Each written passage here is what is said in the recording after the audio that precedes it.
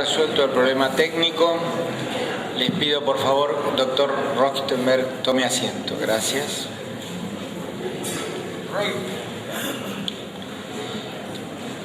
Bueno, vamos a dar comienzo a este simposio nacional auspiciado por Laboratorios Gador y ELEA simultáneamente, intitulado Aportes a la psicopatología de investigaciones actuales en biología molecular y celular.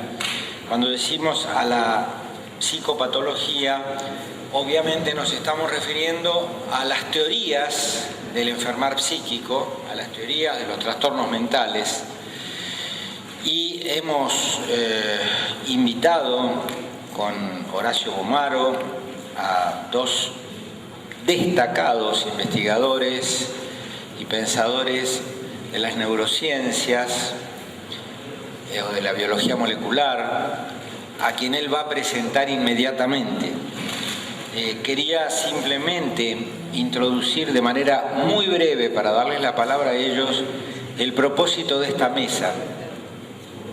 Y es que nosotros nos entendemos como clínicos, y en tanto clínicos de una especialidad médica, lo que realizamos en nuestra práctica es la aplicación o el desarrollo del arte de curar. Es decir, la medicina en sí, todos coincidimos, creo, más allá de lo que está escrito en el frontispicio de la calle Paraguay de la Facultad de Medicina de la UBA, Facultad de Ciencias Médicas, la medicina en sí no es una ciencia, es una praxis científicamente informada, es una práctica apoyada en conocimientos científicos, es un razonamiento, es una operación racional que utiliza insumos de diversas ciencias, de la biología, de la psicología, de la sociología, hasta de la economía, etcétera, etcétera, de la química, de la física.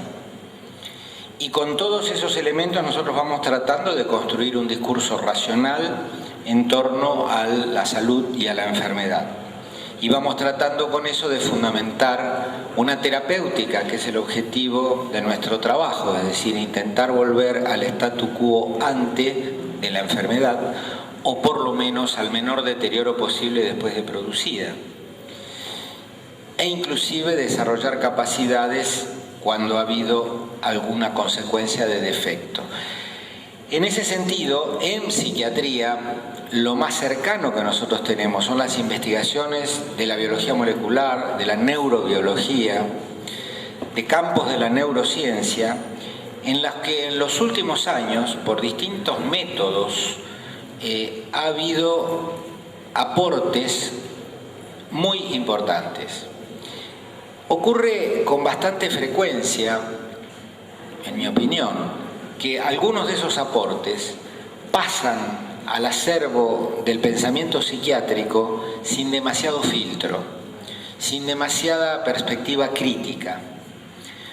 Nos seducen profundamente porque nos calman incertidumbres que tenemos en nuestro trabajo como psiquiatras, los tomamos aún contra la opinión de los científicos básicos, ¿no es cierto?, muy rápidamente. A veces son estimulados por la industria farmacéutica para saltar de un descubrimiento neurobiológico a una consecuencia terapéutica sin demasiada crítica.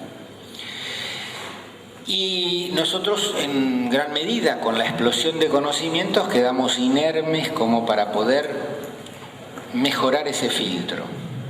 Es muy difícil estar al día de tantas cosas que llegan. Por eso el objetivo de este simposio era hablar con aquellos que están produciendo conocimiento en los laboratorios, en su experimentación, contrastarlos con nuestras necesidades o nuestras realidades de la clínica psiquiátrica y pedirles a ellos también qué es lo que opinan desde sus disciplinas respecto de lo que se incorpora tanto en el imaginario popular como en el imaginario profesional de los psiquiatras, a veces de manera exagerada, excesiva o no precisa. Esa es más o menos la idea que tuvimos. Nos reunió el equipo de Laboratorio Gador y ELEA, con Mariana Serra y a Amílcar Obregón, a Horacio, a mí, a ellos, y tuvimos un par de momentos en los cuales intercambiamos estas propuestas y vamos a ver qué tal sale, porque lo que vamos a hacer en gran medida es, después con las preguntas de ustedes, enriqueciendo eso, reproducir lo que pasó en esas charlas que tuvimos. Horacio. Bueno, buenas tardes. Voy a presentar al doctor Fernando Pitozzi, bioquímico de la UBA, doctor en Ciencias Biológicas en la Universidad de Freiburgo, investigador principal del CONICET, jefe de grupo de la Fundación Leluar, coordinador del Consorcio de Investigación en Células Madres, coordinador de la Plataforma de Células Madres Reprogramadas. Y al doctor Alberto Kornblit, biólogo de la UBA, doctor en Ciencias Químicas de la UBA, profesor titular plenario de la Facultad de Ciencias Exactas de la UBA, investigador superior del CONICET, director del Instituto de Fisiología, Biología Molecular y Neurociencias UBA-CONICET. Antes de iniciar con la primera pregunta, en el formato que hemos acordado para trabajar, una primera cuestión que tiene que ver con nuestro quehacer psiquiátrico es que información no es igual a conocimiento.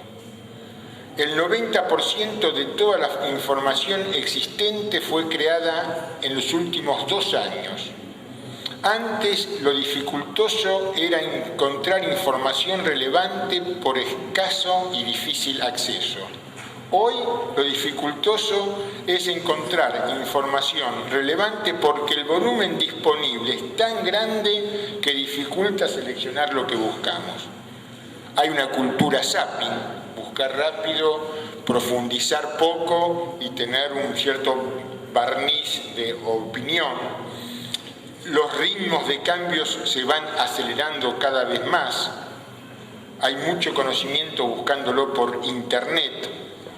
Y entonces, esto lo que hace, lo decía Juan Carlos, que nuestro pensamiento crítico a veces no es ni pensamiento ni muy crítico.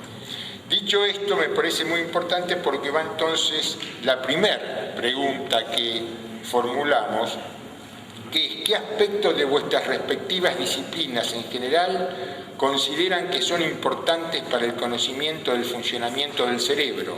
En otras palabras, ¿qué ha surgido como novedoso de la investigación en la interfaz investigación básica en neurociencias, aplicaciones clínico-terapéuticas a vuestro criterio en los últimos años? Así que va a hablar el doctor Fernando Pitozzi.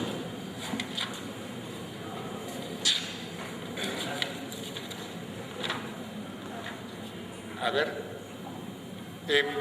Asistente. Ah, sí. No. A ver, por favor.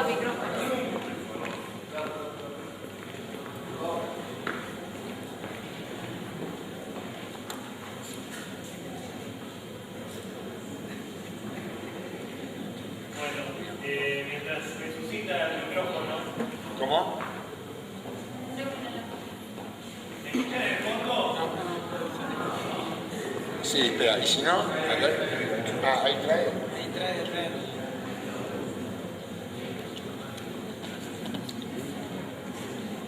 Hoy es la noche de la tecnología. ¿Cómo no? ¿Cómo no?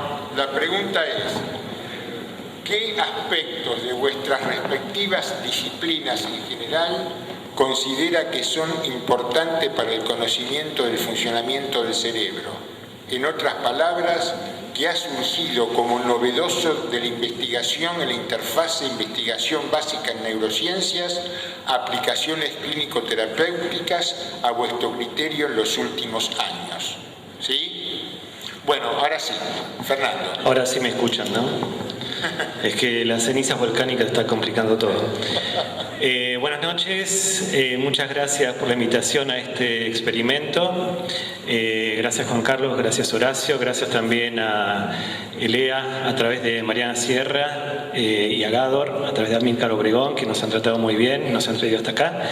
Es un desafío muy interesante para mí y tratar de traerles algo de lo que hacemos en el laboratorio que pueda estar relacionado con psiquiatría. Es un honor también estar con Alberto en la misma mesa. Y el tema del trabajo de nuestro laboratorio es sobre células madre, sobre cómo las células madre pueden generar neuronas, cómo hay neuronas nuevas en los cerebros adultos, en nuestros cerebros, qué pueden hacer esas neuronas nuevas en nuestros cerebros.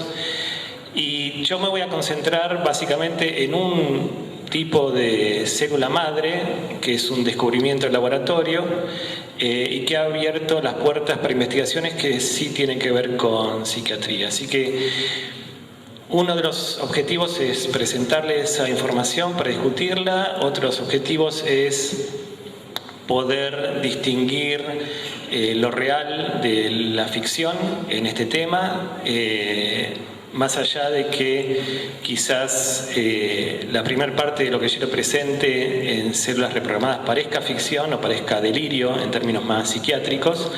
Espero que de esta interacción, que normalmente me produce mucha satisfacción con los médicos, no me terminen diagnosticando algún tipo de medicamento por estar delirante. Espero que confíen en los datos que les estoy mostrando, pero realmente lo que les voy a mostrar ha sido una revolución en medicina y le ha sido la base para el otorgamiento del premio Nobel a Shinya Yamanaka en el 2012, el premio Nobel de Medicina. Así que, para empezar de a poco, sé que están con sesiones de filosofía y de otros temas. Tenemos que bajar a nivel celular para no sentir tanto el shock con Alberto, que va a bajar a un nivel molecular. Así que primero tenemos que entonces bajar un poquito a nuestra imaginación, imaginarnos que somos células, ya no somos ni mentes ni organismos completos, somos células dentro de un organismo. Para que tengan una idea, un cálculo estimado del número de células que somos nosotros es entre 10 y 100 billones, que si uno les da a cada célula el tamaño de una persona, ¿sí?, y las distribuimos en una superficie, ocupan toda Argentina. Eso somos nosotros, a nivel celular, con el tamaño de una persona. Dentro de toda esa población del país de Argentina a nivel celular, hay un tipo de células que son las células madre. Y esas células madre se definen con dos características. Hacen más de sí mismas y pueden generar otras células especializadas.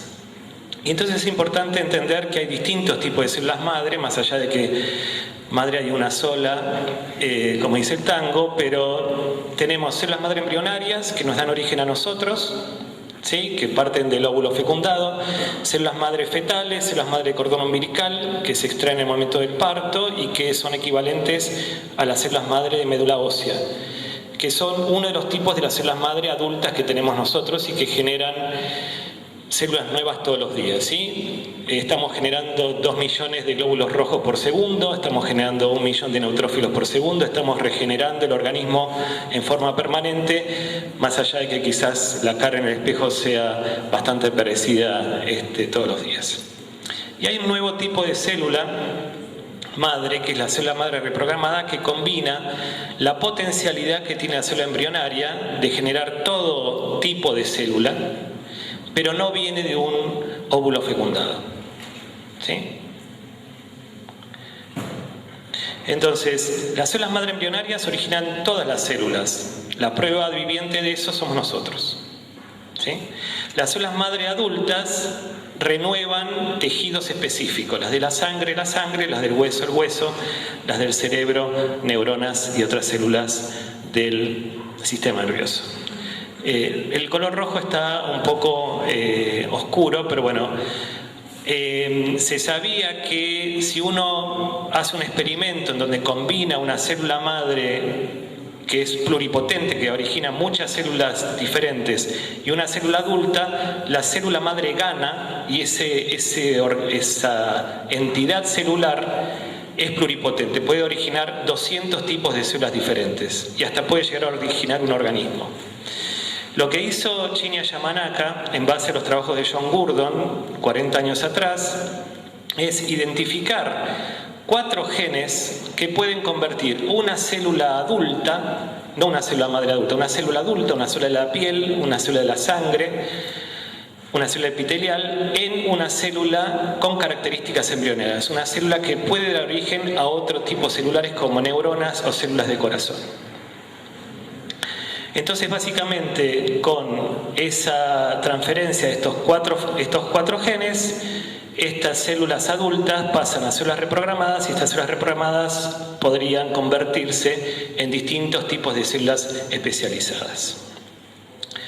Entonces, las aplicaciones de estos, una de las aplicaciones, son varias, es el modelado de enfermedades. ¿Qué quiere decir eso? Que nosotros, como les voy a mostrar algunos ejemplos, podemos en el laboratorio tomar un punch de piel de 3 milímetros de un paciente, convertirlo en célula madre reprogramada y convertir esa célula madre reprogramada en neuronas. Y esas neuronas tienen características del paciente. ¿Sí? No sé qué medicación me quieren dar, pero veo algunas caras que no están muy convencidas. Esto es una lista de enfermedades que ya se han estudiado por reprogramación y diferenciación, no solamente de neuronas, sino de otros tipos celulares, como para que empiecen a tener un poco más de confianza en que esto es un hecho real.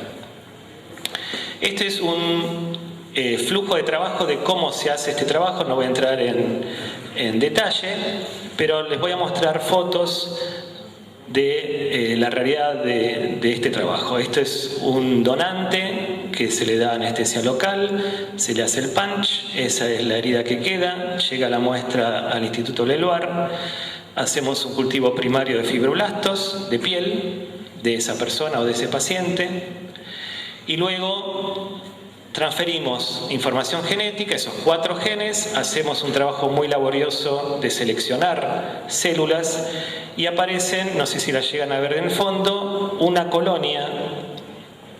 Cada una de estas entidades es una célula, una fibroblasto, y esto es una colonia de células madre reprogramadas. ¿Sí? Ahora, esa colonia tiene la posibilidad de hacer 200 tipos de células diferentes. ¿Sí?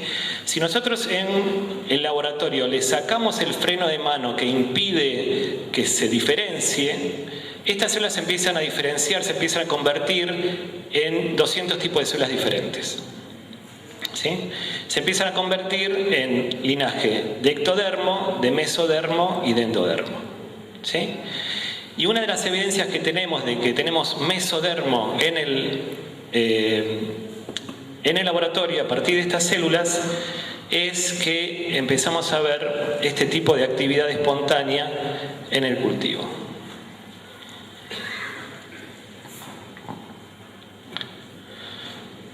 No sé si ven arriba a la izquierda, esto se llama un cuerpito latidor. Este es uno de los controles de calidad que tenemos en el laboratorio para decir, acá se están formando cardiomiocitos que tienen la instrucción necesaria para empezar a latir sin ningún tipo de estímulo externo que nosotros le pongamos en cultivo. ¿Sí? Esta célula, 3 meses atrás, era una célula de piel. ¿Está bien? Que pasó a ser célula madre reprogramada y cuando pasó a mesodermo se juntaron cardiomiocitos y empezaron a latir solos.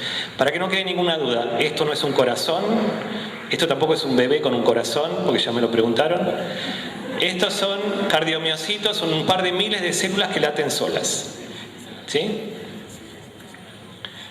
Hay muchos controles de calidad, alguna rigurosidad científica tengo que tener.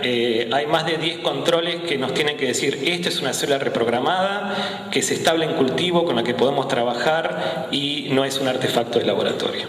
No voy a entrar en detalles en eso. Y después, en vez de dejarlas que generen cualquier tipo de célula, uno las puede dirigir con mayor o menor éxito a distintos puertos finales de diferenciación o de conversión a un tipo celular determinado. Nosotros nos especializamos en neuronas, así que tenemos protocolos para hacer neuronas a partir de esta célula madre. Y lo que les quería traer para terminar esta primera parte de qué es lo que se ve en el campo que puede llegar a aportar a psiquiatría en forma general, es que se han utilizado esta tecnología para modelar esquizofrenia a nivel celular. Uno diría, pero ¿cómo? ¿Qué síntoma tiene? No es ese tipo de modelado, ¿sí? Es tratar de entender a nivel neuronal qué le puede estar pasando a esa neurona para que después contribuya a la patología del paciente. ¿Se entiende? Entonces, en este trabajo en particular, que ya es de 2011, se estudian 4 pacientes, uno con esquizofrenia precoz, 3 ya adultos, la edad promedia también bastante joven, se utilizaron fibroblastos, la mayoría de las neuronas que se obtuvieron fueron glutamatérgicas, y lo que se vio con un ensayo un poco complicado, pero que visualmente, lamentablemente el rojo no está, pero imagínense que este azul es rojo y este rojo acá no está. ¿Sí? Entonces, estas son neuronas de los controles que el rojo nos está diciendo la cantidad de conexiones sinápticas que hay. El control tiene esa cantidad. Las neuronas derivadas de pacientes con esquizofrenia tienen muchas menos conexiones sinápticas. ¿Sí? Y una cosa importante para decir, bueno, esto también me puede llegar a servir para probar tratamientos, es que si uno trata estas neuronas con algo que ustedes conocen mejor que yo, que es la loxapina, que según entiendo es un antagonista de receptores serotoninérgicos y dopaminérgicos de 1, de 2 y de 4, esas células recuperan, por lo menos parcialmente, parte de la conectividad que intrínsecamente no tienen. ¿Sí?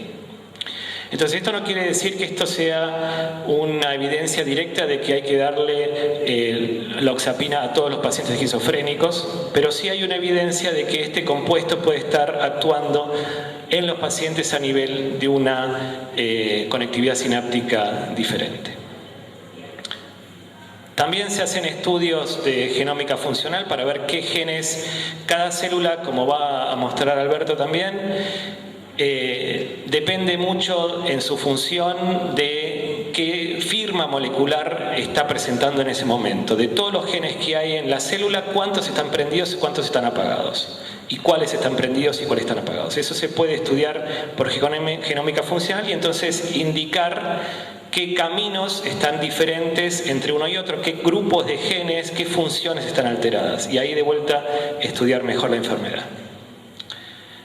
Como una golondrina no hace verano, pero les traje otra golondrina, es otro trabajo, también en epilepsia, pero en este caso es un paciente con esquizofrenia. Yo trabajo en epilepsia y a veces me confundo. Un paciente con esquizofrenia y un paciente con depresión mayor, pero ambos tienen una mutación en un gen que se llama DISC. ¿Sí? Entonces, una cosa que a mí me sorprendió cuando empecé a revisar la literatura es que, siendo enfermedades o presentaciones de enfermedad tan diferentes, hay, por ejemplo, genes que son comunes a todas ellas. Entonces, esta mutación en DISC está asociada a esquizofrenia, a síndrome bipolar, a depresión mayor y autismo.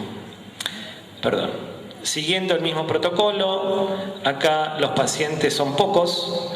Esto es un paciente que tiene depresión mayor, este es otro que tiene esquizofrenia. Hay 2 parientes relacionados sin enfermedad y hay un control que no es familiar. A todos ellos se les tomó una muestra de piel, se hizo célula madre reprogramada y se hicieron neuronas. Las neuronas en sí no tenían problema, pero sí lo que se vio es que los pacientes, ya sea el de esquizofrenia o el de depresión mayor, tenían una reducción en la liberación de las vesículas sinápticas, ¿sí? En la comunicación entre una neurona y la otra, eso es lo que muestran los gráficos. Y también expresan genes relacionados con la transmisión sináptica, con este gen en particular, con DISC, y con enfermedades mentales en general. Entonces ahí, no sé si alcanzan a ver, pero hay un cuadro de los genes que son diferenciales, que son comunes entre enfermedades mentales, esquizofrenia, desorden bipolar y depresión. Así que lo último con lo que voy a terminar, esto no es relacionado a enfermedades mentales ni a psiquiatría, pero sí es una de las aplicaciones que puede también aplicarse, puede entenderse que pueda aplicarse en el campo, que es lo que tiene que ver con decisiones terapéuticas. Lo que se vio, por ejemplo, en un modelo de síndrome de QT largo, había un bebé que tenía un síndrome de QT largo, que no respondía a la medicación, que tenía un riesgo cierto de muerte súbita. Se hizo esta tecnología de reprogramación con las células del bebé, se las pasó a cardiomiocitos, no a neuronas, y se probó en esos cardiomiocitos distintos tratamientos. El bebé estaba con 2 drogas, A y B. Del estudio resultó que la droga A no servía para corregir el QT, la droga B había que aumentarla y había una droga C que había que poner en el cultivo. Ese mismo esquema se trasladó al paciente y el bebé hoy tiene 3 años. Quiero mencionar que en este trabajo estuvo, como normalmente o usualmente pasa, un tucumano que trabaja en Boston, Gustavo Mostoslaski, que también colaboramos con él en los trabajos del laboratorio. Así que esto contesta obviamente muy parcialmente la pregunta, pero es lo que tenía para traerles esta noche.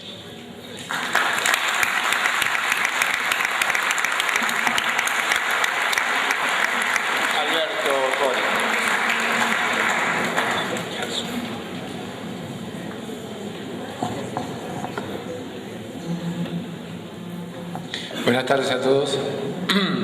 Antes de que, mientras se hace la conexión, quiero agradecer a los organizadores, a Elea, a Gador, Juan Carlos, Horacio, Mariana, Amílcar por la invitación. Ustedes deben saber, muchos de ustedes, que es la tercera vez que cometo el error de venir a APSA. Esperemos que lo siga cometiendo. La última vez fue hace 2 años. Mi actividad y las disciplinas en las cuales trabajo no están tan relacionadas directamente con las aplicaciones tanto de modelos biológicos para enfermedades y mucho menos para enfermedades del sistema nervioso.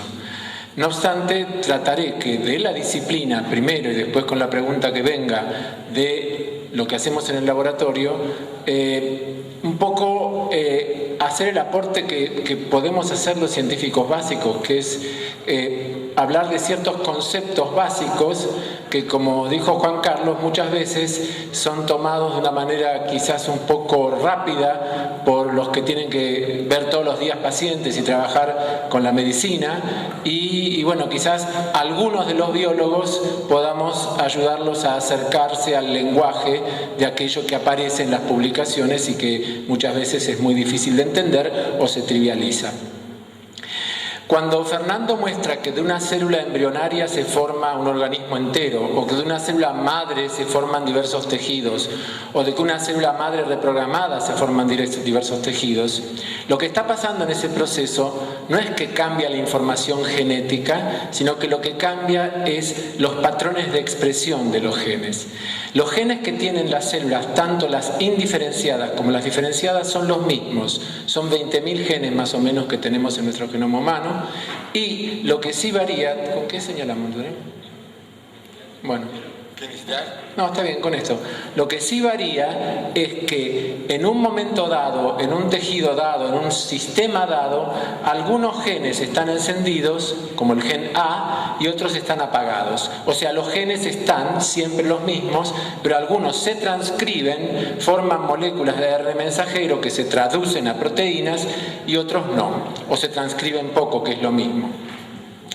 Esta es la clave de la diferenciación celular y desde hace más de 40 o 50 años, primero empezando en bacterias y luego en células humanas, los científicos tratamos de entender cómo se regula esto. ¿Por qué, si el cigoto tiene todos los mismos genes que el adulto, hay hígado, hay cerebro, hay músculo? ¿Y por qué esos tejidos, sobre todo las neuronas, responden a señales del medio cambiando los patrones de expresión genética, generando nuevas conexiones neuronales, generando nuevos circuitos que dan lugar a la memoria, al aprendizaje y al conocimiento? Desde hace unos menos años es que sabemos que una de las claves que determinan que un gen esté encendido o apagado es lo que se conoce como epigenética. ¿Y qué es la epigenética? La genética son cambios heredables en la información, en la secuencia de ADN de los genes, incluidos en lo que llamamos genotipo. Estos cambios son irreversibles y si ocurren en células germinales, se heredan. Esto lo vamos a ver al final en la última pregunta. La epigenética la podemos definir en dos ámbitos. En sentido estricto, son cambios heredables en los patrones de expresión de los genes que no son causados por cambios en la secuencia de ADN, que pueden ser provocados por señales externas, que generalmente son reversibles y que los incluimos en lo que llamamos fenotipo. Ahora, en sentido amplio, también se llama epigenética a cualquier modificación covalente de las histonas, y ya veremos qué son las histonas, son las proteínas que el ADN se enrolla alrededor de ellas, o en el grado de metilación, grupos metilos en el ADN que afecta la expresión de genes. Este es un dibujo de una estructura que se llama nucleosoma y que está formando la cromatina de los cromosomas de nuestras células, y el ADN se enrolla alrededor del nucleosoma y en el medio, eso amarillo, son esas proteínas llamadas histonas. Y las histonas tienen unas colitas de aminoácidos que son susceptibles de ser modificadas por enzimas que les agregan grupos químicos. Después, cuando terminemos, yo traje, como ahora existen impresoras tridimensionales, traje un modelito de un nucleosoma único, pintado horrible. Ahí también está pintado horrible, pero acá la persona que lo hizo marrón a las proteínas y al ADN lo hizo amarillo. Pero el ADN de nuestras células se enrolla alrededor de estas proteínas histonas formando nucleosomas. Después lo ven. Sí, o pásenlo, no lo rompan. Porque no es mío. Y no lo afanen. Que no lo afanen. Lo devuelven, por favor. Entonces, esas colitas hay enzimas que le agregan grupos, por ejemplo, grupos fosfato, grupos acetilos o grupos metilos. Y existe un verdadero código de la modificación de las histonas, tal que, por ejemplo, si en la histona H3 se metila un aminoácido llamado lisina 9, eso indica que la expresión del gen se silencia. El gen donde esto ocurre no se expresa. Está, pero no se expresa.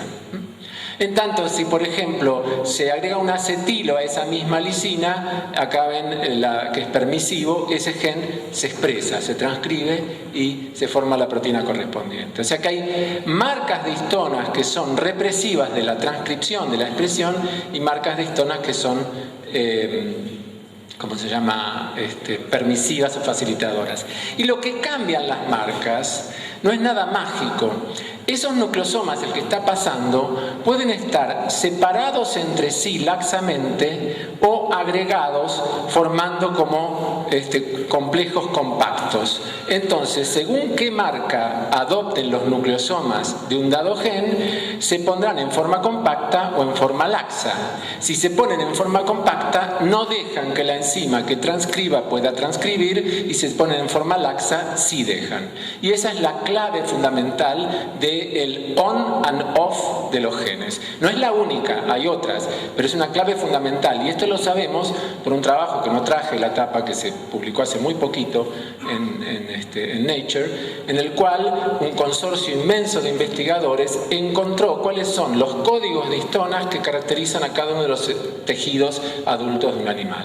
O sea que podemos saber cuál es el código que hace que en el páncreas se encienda el gen de insulina, o se encienda el gen de glucagón, o que, qué sé yo, en el hígado se encienda el gen de la albúmina sérica. Esto lo voy a saltear. Entonces, para terminar con esta parte, lo único que quise hacer es contarles que uno de los aportes importantes de la biología molecular reciente es el conocimiento de la epigenética. El conocimiento de la epigenética tiene algunos peligros. Los peligros los vamos a ver quizás en la última parte, pero se los adelanto. El peligro es pensar que estos cambios que ocurren con la compactación o en hacer más laxos a los genes y en la expresión, y que se modifican por el medio ambiente y que constituyen el fenotipo, puedan ser heredables transgeneracionalmente. Y vamos a ver que eso es muy poco probable que ocurra. Entonces, para terminar, como les dije que en Nature, para terminar con esta parte, se publicó un catálogo de las marcas epigenéticas de todos los tejidos del adulto. En ese número, Illumina, que es una empresa que es la líder en lo que se llama secuenciación del ADN de alta performance, elaboró un hermoso video donde hace una analogía entre una partitura de Beethoven y la información genética y las formas en que una partitura se puede expresar. Así que gracias a Gador, que proveyó el video y que proveyó el texto, y yo ayudé a corregir el subtitulado, lo van a ver subtitulado en inglés. Necesitamos más fuerte, por favor. ¿Se puede apagar la luz? If you change the notes of Beethoven, you'd probably get a strange reaction. But you don't have to change a music score to change how it's expressed.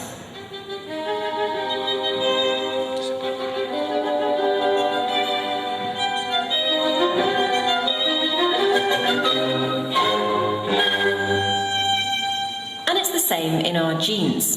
You don't have to change the DNA itself to change how genes are expressed. Almost every cell in your body has the same DNA sequence. But of course, not all cells are the same. That's because different cells use the code in different ways. Stuff happens to the genes during development and through life. They're turned on and off depending on their jobs. A cell's combined set of all these changes is called its epigenome. The term epigenome describes changes that affect gene expression that aren't changes to the DNA itself, the sheet music. Epigenomic changes ensure that a heart cell is different to a brain cell, even though the code is the same. New work is helping to provide a reference of the epigenomic landscape in lots of different human cells. A fleet of scientists is trying to examine all these features as a way of understanding what cells do with their genetic code, and just how flexible it is, and what goes wrong in disease. Epigenomic changes are chemical tweaks to DNA and to the proteins that package our DNA. They don't necessarily affect genes themselves. They affect particular regions of the code whose job it is to turn genes on or off. One much talked about change is methylation. This is when a chemical gets added to the DNA and it primes a gene to be turned off.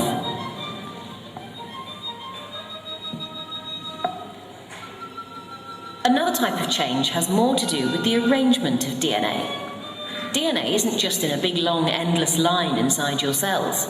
It's wrapped around proteins called histones. The configuration of these histone packages and how close together they sit can affect which genes are read and how many. Many changes to histone proteins or to DNA methylation are normal events in cell growth and development. When cells age, so there are still more changes to the epigenome. Some researchers have spotted an increase in methylation in older brains, for example. The environment too can affect the epigenome. Factors like what you eat, or if you smoke, or how much you exercise, can also influence the cell through epigenomic changes. Some diseases are linked with epigenomic changes too. Take cancer, for example, where cells replicate out of control. Here, scientists see rogue epigenomic changes. These changes are linked to genes behaving weirdly, genes being expressed that shouldn't be expressed, or genes shut off that usually keep cells in check. There are changes to the epigenome in other disorders too. Take Alzheimer's.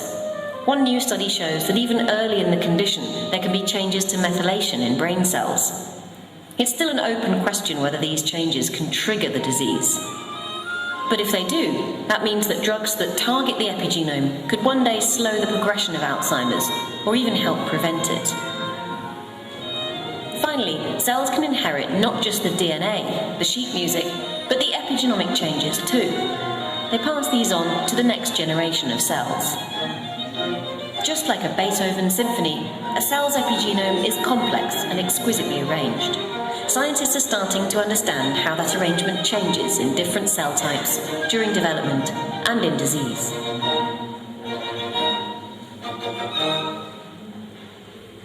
And it's a performance that's just beginning.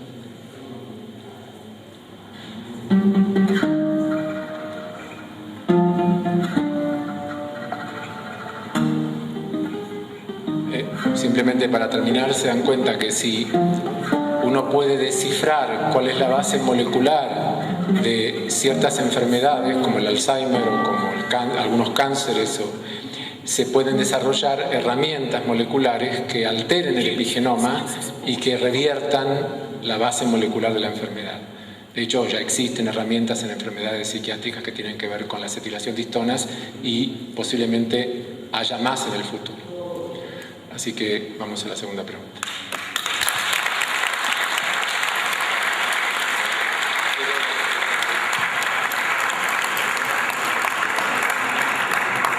Gracias, Alberto. Vamos a una segunda pregunta. De las investigaciones que ustedes están realizando en particular, que hacen cada uno de ustedes en su laboratorio, ¿qué aplicaciones o aspectos consideran que podrían alimentar, interpelar, ser útiles a la clínica psiquiátrica? Repito, de las investigaciones que están realizando los amigos, de las que hacen ellos en particular en su laboratorio, ¿qué aplicaciones o aspectos consideran que podrían alimentar, interpelar, ser útiles a la clínica psiquiátrica?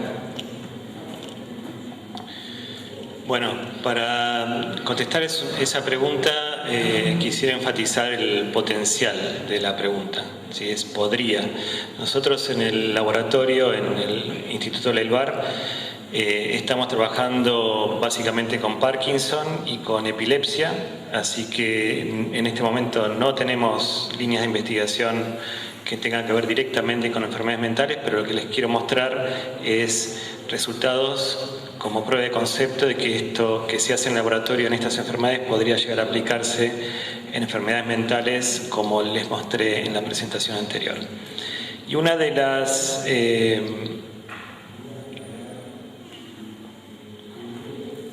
ahí está. Y una de las características que pasé bastante rápido la vez pasada, esto es un protocolo donde uno trata de convencer a esa célula madre reprogramada de que termina siendo una neurona. ¿Sí? Es un protocolo que, como ven, tarda acá casi un mes y acá hay 3 meses más de trabajo. Tenemos que convencerla de que no vaya hacia los 2 linajes que no tiene que ir, que vaya para ectodermo y que después en ectodermo vaya a las neuronas, al fenotipo neuronal, y que vaya también, en algunos casos particulares, al tipo de neurona que uno está interesado en estudiar. Este protocolo lo que hace es generar neuroepitelio donde hay una diversidad grande de neuronas, y eso sirve para estudiar enfermedades como, por ejemplo, epilepsia.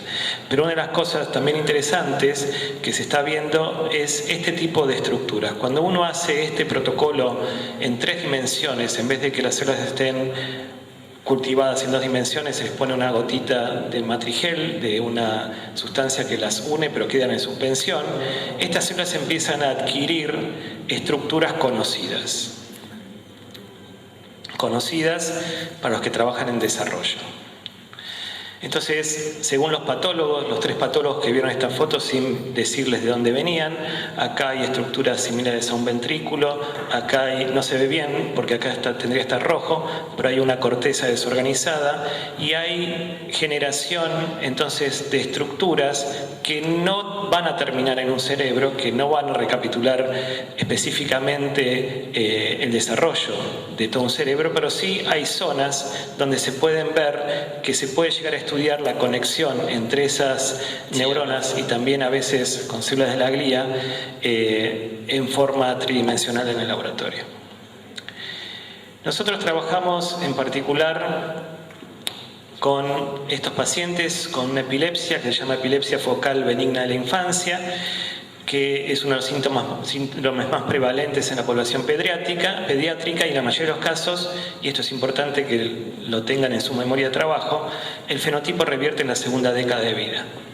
¿Sí? Es una enfermedad que se resuelve a los 18 o 20 años del paciente. Hay un gen relacionado que todavía no está del todo identificado, pero como pueden ver en esta familia hay de los 6 hijos, 4 con síntomas de epilepsia, y nosotros lo que estudiamos fueron 2 pacientes epilépticos, una hermana y la madre de esta familia, y también 2 donantes sanos como controles. Entonces, más allá de características de marcadores que nos dicen esta preparación celular tiene esta composición, nosotros tenemos un 70% de neuronas glutamatérgicas, un 40% de GABAérgicas, es más de 100 porque hay neuronas que son muy inmaduras y todavía no están definidas, pero les quería mostrar que estas neuronas pueden generar potenciales de acción, que tienen canales de sodio, que tienen canales de calcio, que a las 4 semanas esta es la actividad eléctrica que registran, a las 8 semanas van madurando, y entonces en cultivo, cuando más tiempo uno las está dejando, más se están asemejando a neuronas maduras. Y entonces lo que vimos, lamentablemente el rojo me está jugando en contra porque es lo que se tendría que ver, pero acá hay un control donde está rodeado el soma de la célula y acá hay un axón, hay un proceso. Yo sé que no lo ven, yo tampoco lo veo, no es una alucinación, pero yo acá lo estoy viendo. En cambio acá ese proceso no se ve bien. Quizás acá se ve un poco mejor con una atención para este axón, que acá el axón es mucho más chiquito.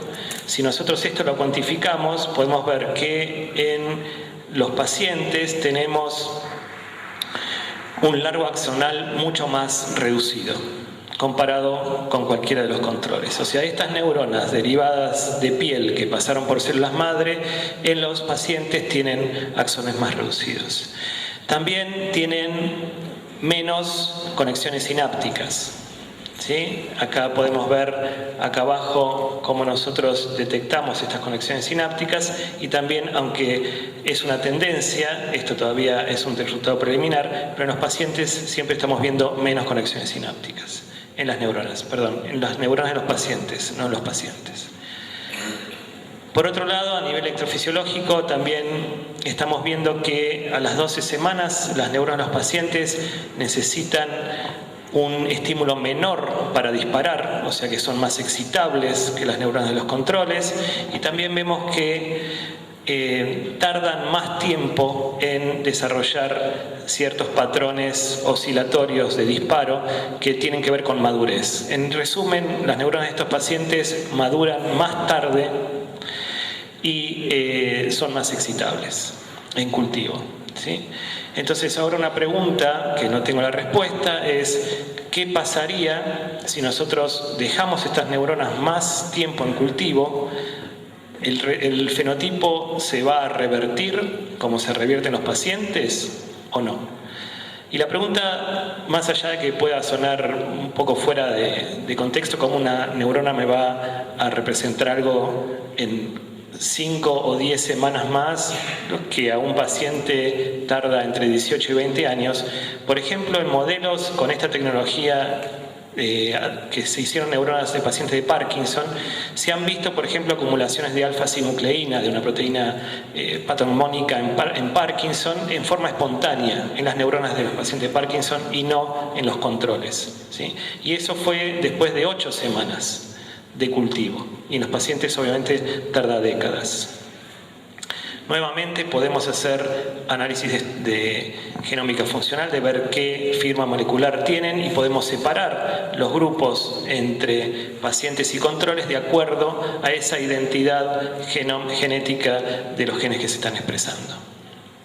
Esto se hizo, no quiero dejar de decirlo, en el laboratorio con Mariana Casalía, pero también en colaboración, y este es un tema muy recurrente en investigación, nadie puede hacer absolutamente nada solo, con el Hospital Ramos Mejía. Marcelo Kaufman es un neurólogo, hay gente del Hospital Italiano, de la Facultad de Ciencias Exactas y Naturales, de Farmacia y Bioquímica y de la Facultad de Medicina. ¿Cómo andan? Bueno, esto se los voy a presentar más allá de que es todavía más lejana la aplicación, pero también es una prueba de concepto de lo que tiene que ver con la aplicación de esta tecnología a terapias de reemplazo o terapias regenerativas. Como les dije, nosotros trabajamos en la enfermedad de Parkinson en un consorcio con grupos de Estados Unidos, y para únicamente repasar lo que seguramente saben mejor que yo, este es un cerebro visto de la parte ventral, esta es la sustancia nigra, este es el caudoputamo estriado en roedores, y estas son las neuronas que se mueren, que dan o son causantes de la mayoría de los síntomas motores de estos pacientes. Entonces nosotros lo que queremos es tratar de reemplazar esta falta de neuronas trasplantando neuronas en el cerebro, en este caso de roedores. El trasplante de neuronas no se hace acá, en el sitio donde faltan, porque nosotros ni nadie puede dirigir los axones hacia la zona donde se conectan. Entonces lo que se hace, y lo que se ha hecho en muchos ensayos clínicos con otro tipo de células fetales, es inyectarlas directamente en esta zona, tomando en cuenta la ventaja que tienen estas células que disparan solas. Estas células dopaminérgicas tienen un marcapaso, como el del corazón, es un canal de calcio bastante parecido, que liberan dopamina en forma constante. ¿Sí? Entra calcio, liberan dopamina, entra en calcio, liberan dopamina. Entonces, si las trasplantamos acá, van a liberar la dopamina que nosotros necesitamos en forma local, sin necesidad de hacer la conexión desde la sustancia negra. En este momento nosotros estamos desarrollando este protocolo, ya desde hace 1 año y medio, en donde esta célula madre pluripotente, ya sea embrionaria o reprogramada, termina siendo una preparación de neuronas, pero en este caso dopaminérgicas. Y en este caso el cuello de botella de la información es mayor, es más estrecho, y entonces acá el rendimiento en cualquier laboratorio del mundo no supera el 35% de células dopaminérgicas de toda la preparación. De ahí, de nuevo, la importancia de la investigación básica en poder resolver problemas fundamentales en lo que es convencer a una célula de que sea otra, en diferenciarse, en pasar de una entidad a otra. Entonces, el laboratorio de Xiamen Zheng, el Instituto Buck en California, está enviando neuroblastos dopaminérgicos que nosotros, este es un protocolo de trasplante, estamos trasplantando en ratas en donde se les destruye la sustancia negra por una neurotoxina, y esto es lo que estamos viendo en cuanto a recuperación motora. Estas son células animales trasplantados con células que tienen 4 días menos de protocolo de diferenciación y que todavía no secretan dopamina. Estas son animales trasplantados con neuronas o neuroblastos dopaminérgicos que ya secretan dopamina después de trasplantados, y vemos recuperación motora estadísticamente significativa a los 90 días. Estas son neuronas humanas o neuroblastos humanos trasplantados en cerebros de ratas inmunosuprimidas. Estos son otros controles, este es cómo se ve el trasplante. Y esto de nuevo en el laboratorio lo está haciendo Shirley y Celeste Leal en colaboración con el grupo de Xiamen en Estados Unidos. Gracias.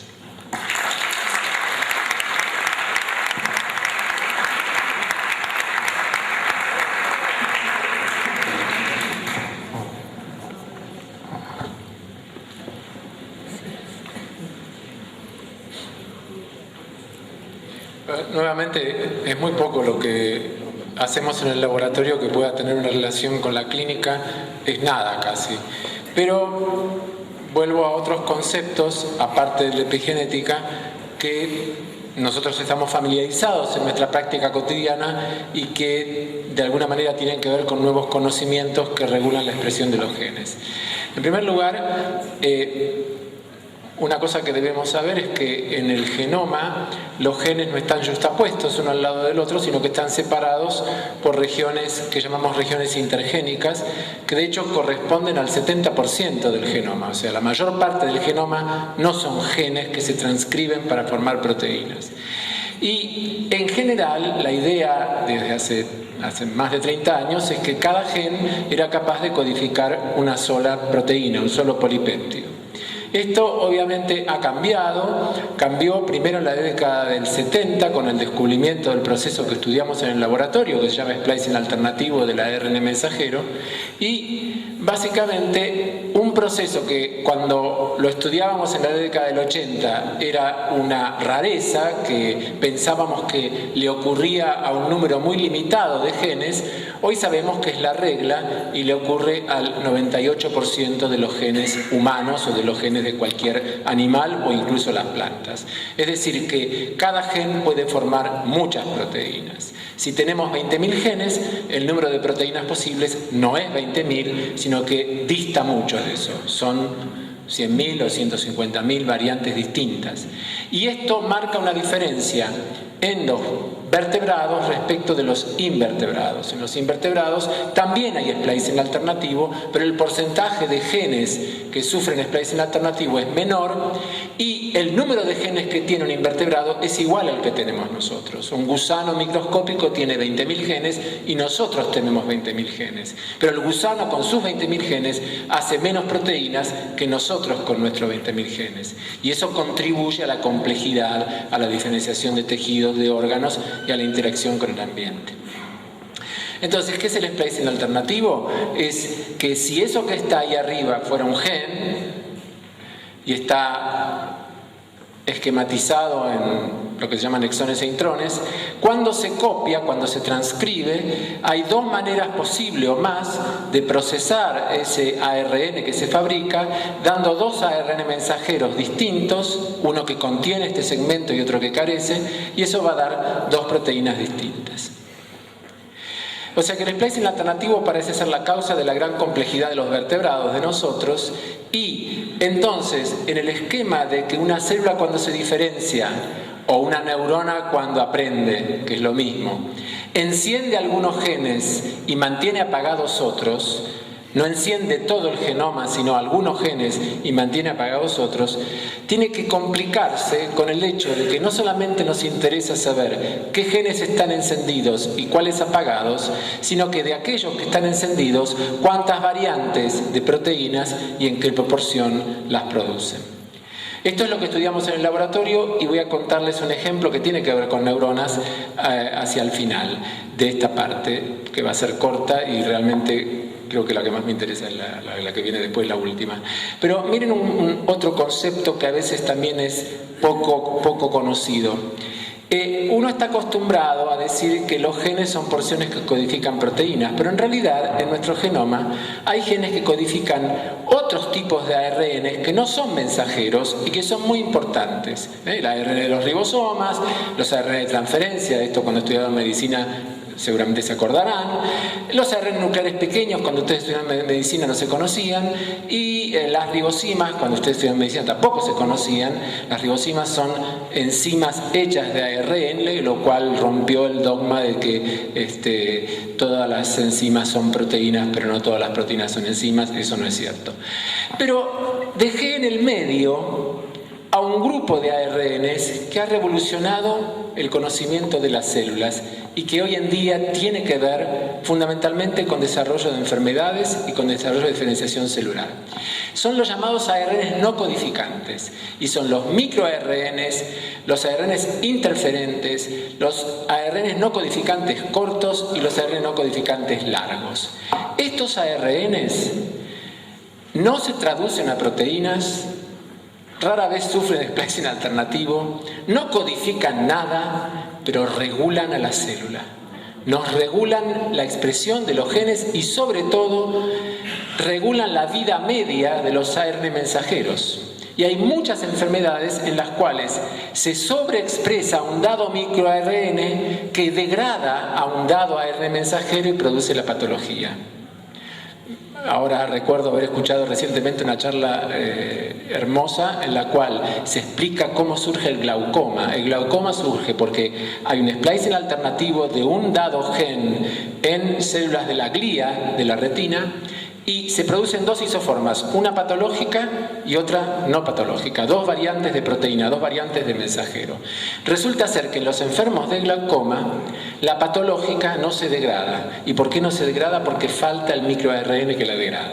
O sea, fíjense a qué punto esto ha dado premios Nobel. Evidentemente el descubrimiento del papel regulatorio de los ARN no codificantes es inmenso. Vuelvo para atrás para mostrarles algo que tiene que ver con la epigenética y el splicing alternativo y ya termino. En nuestro laboratorio estudiamos la diferenciación neuronal no a partir de células madre, sino a partir de células no diferenciadas.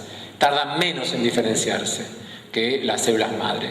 Pero encontramos que hay una proteína que es clave para que la neurona forme sinapsis estables, esa proteína se llama NCAM, que sufre un splicing alternativo distinto cuando uno toma neuronas diferenciadas y las despolariza, es decir, despolariza su actividad eléctrica, o cuando uno toma neuronas indiferenciadas y las diferencia.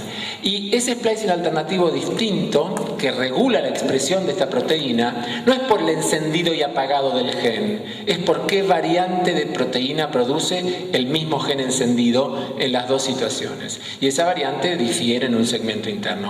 Y eso está determinado por las marcas de histona, por la epigenética, porque en la despolarización neuronal hay acetilación de las histonas y la cromatina, los nucleosomas se abren. ¿El nucleosoma dónde anda? ¿Dónde está? ¿Quién lo tiene? Ah, está, bien, ya me voy. En tanto que en la diferenciación celular, el mismo gen, los mismos nucleosomas están, no es comestible, están metilados, la cromatina se compacta y eso hace que se produzca otra variante de splicing. Bueno, como les dije, no tiene mucho que ver con la clínica, pero son conocimientos que van a estar cada vez más apareciendo en la interpretación de experimentos, tanto en la biología celular como a veces en organismos enteros.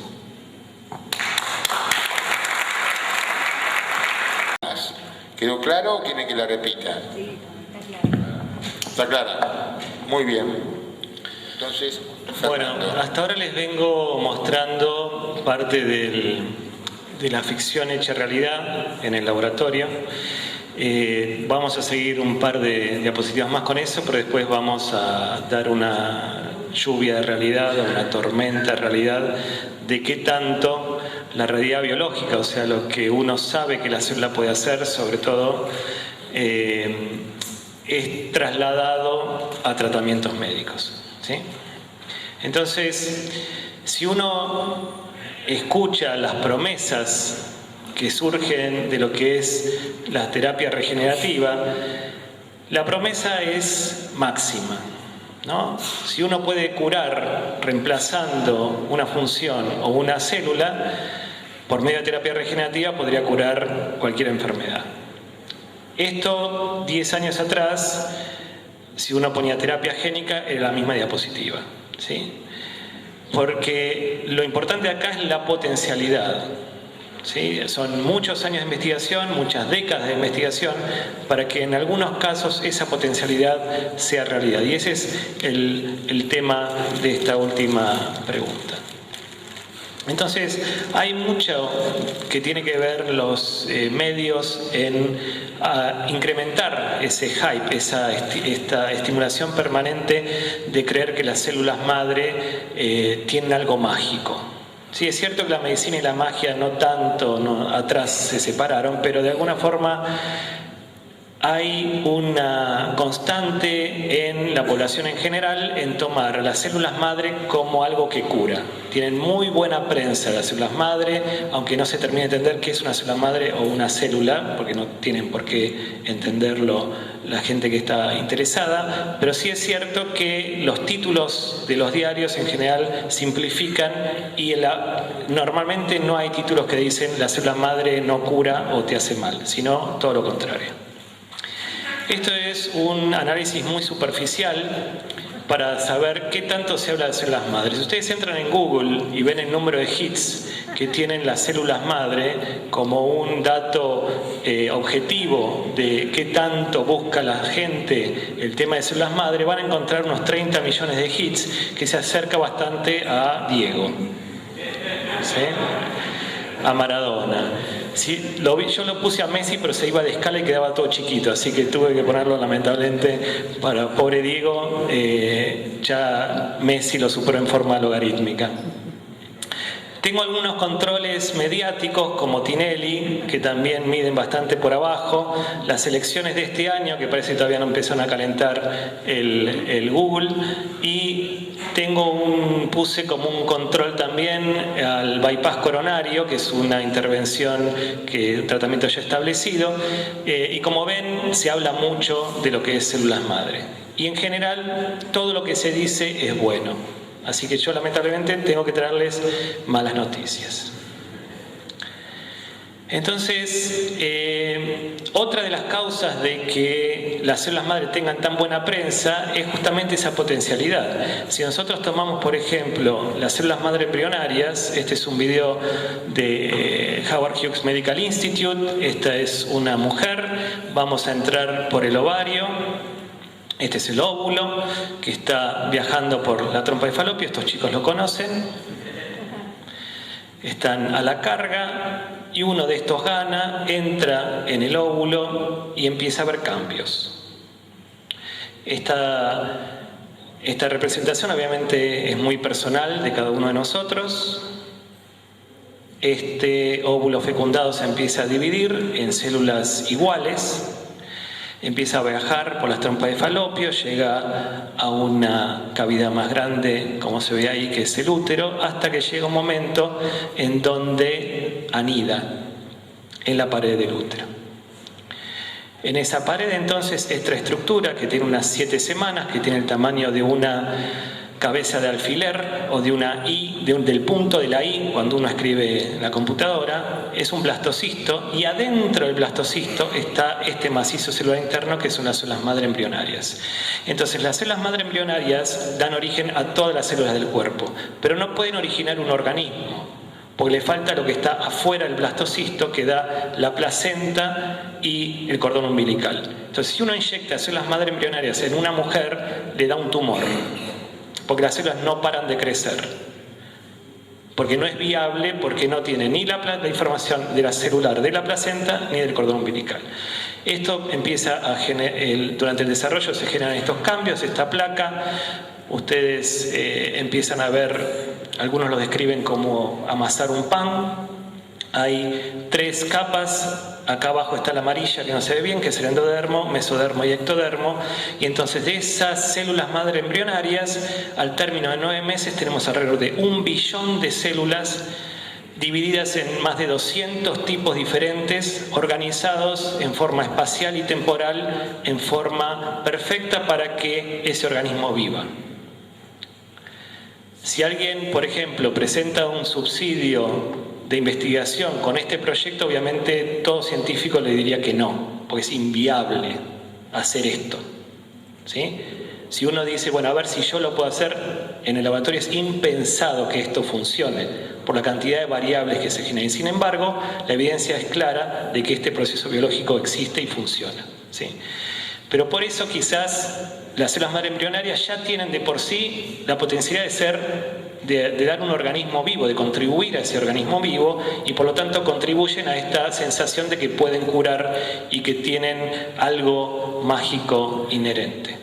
¿Qué pasa con las células madre adultas, las que tenemos nosotros en el cuerpo? Yo ya les dije que cada segundo tenemos 2 millones de glóbulos rojos, 1 millón de neutrófilos, cada segundo, ¿sí?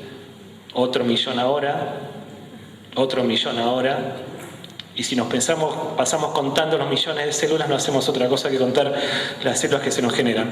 Pero hay un organismo que es todavía más, tiene una capacidad de regeneración mayor que la nuestra. Esta es la pata de una salamandra que fue cortada por un accidente, que es el encuentro con un científico, y esta pata se regenera sola. Este es un video real, este es un esquema de lo que le pasó para que se regenere. Este proceso tarda 3 meses. Entonces acá vamos a ver la pata con sus músculos, hueso, tejido nervioso, la piel. Ahí viene el encuentro, el accidente.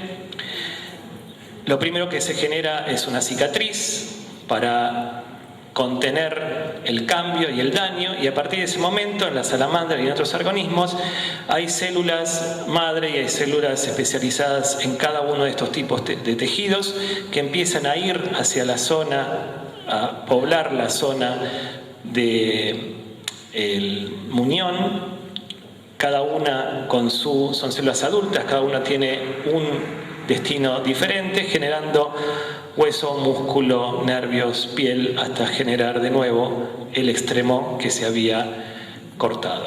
Esto obviamente no lo podemos hacer nosotros, pero sí es importante darse cuenta que el lenguaje biológico en la Tierra permite este tipo de regeneración, en donde, por ejemplo, hay un gusanito, que es la planaria, que en menos de un 200avo de ese gusanito uno lo puede sacar y da un gusano de nuevo con su cabeza, que hay un organismo como la hidra, que no se sabe la edad porque se regenera tanto que no se sabe cuál es la edad biológica de ese organismo.